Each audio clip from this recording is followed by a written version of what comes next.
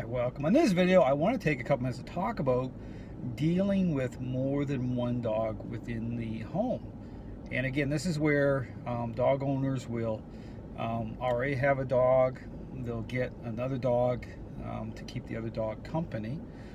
And from there, start to have behavioral problems, right up to a point of a dog fight.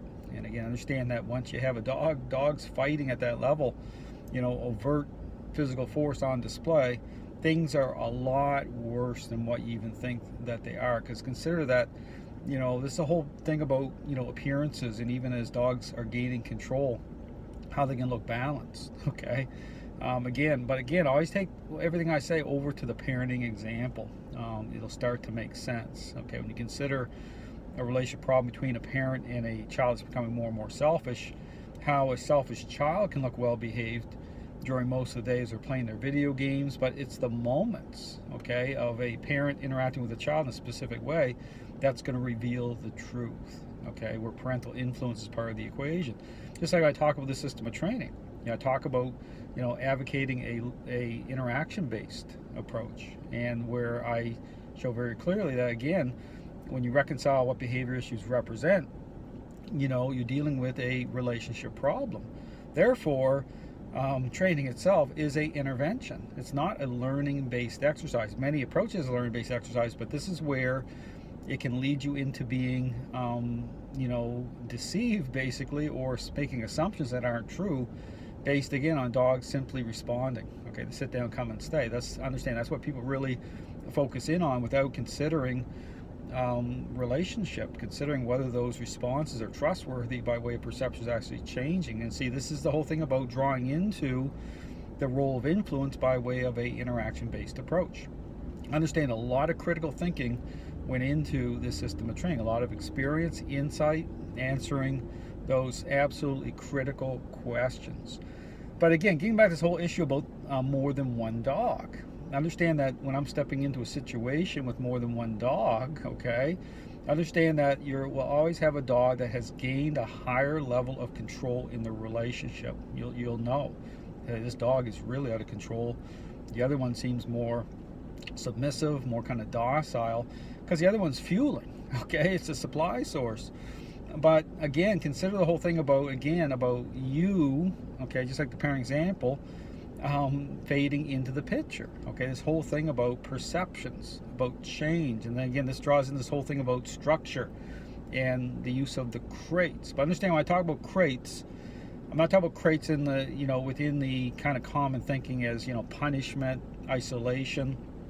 Now it's about tools, how they align through the method itself. Understand, it's about everything making sense, okay, in terms of control, relationship. So therefore, with a method, okay, interaction-based methodology online, everything lines up, okay? The dogs become agreeable, and then the crates become a advocate, okay? They take on the right meaning to the dog. Everything makes sense to the dog.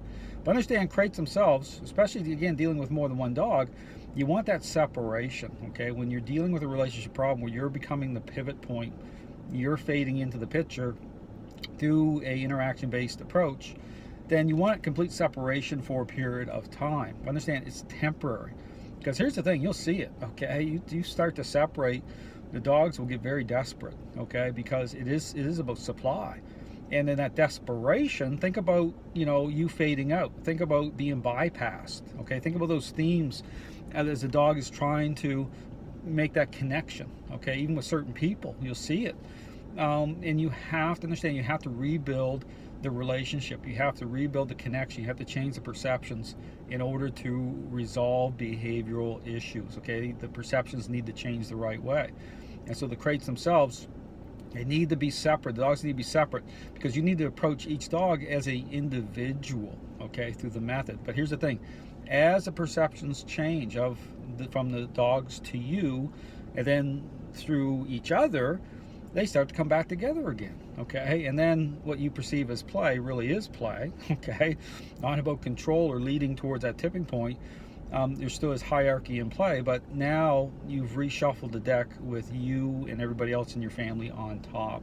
I say, reshuffle the deck. It's not about, you know, the whole big conception here in terms of, this is where you have to reconcile responses properly. Understand that people really struggle when dogs have gained a high level of control.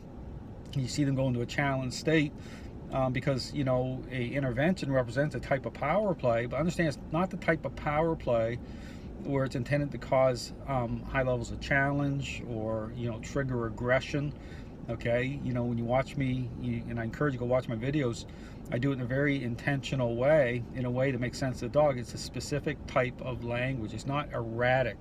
Okay, you get this whole thing about erratic interactions. That's not what I'm talking about, and that's going to trigger challenge. So there's issues in terms of, when I talk about interaction-based methodology, understand it's very specific to this system.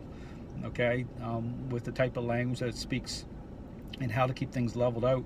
So understand influence is necessary, it's needed to resolve, but it's done in such a way it's reconciled properly through a interaction-based approach versus using treats. And I tell people, you know, you want to stay away from that stuff. I mean, it's very popular. Everybody's doing it. Balance, force free, they're all doing it because they don't understand. They're not asking, you know, core questions. And then what's popular, what's a culture, is to blame the dogs. Like, when this stuff doesn't line up, dogs always get the blame, or the people, or both get the blame. Say, well, something wrong with the dog. No, it's how people are jumping into a relationship problem. Just like, think about the same thing as a parent-child example. You know, you start to use motivating agents to, you know, to generate good responses. Those good responses don't necessarily mean that the perceptions are changing if you're jumping in that way. You have to apply critical thinking. So all to say is that, you know, in terms of dealing with more than one dog, there's a way to do it, to resolve it, so that you have both dogs' perceptions are changed the right way, the crates, how they line up. But again, like I always tell people, if you need help, contact me. It's one thing to watch my videos and listen to what I have to say, but it's the type of thing where it's really, you know, important to get, you know, in-person help.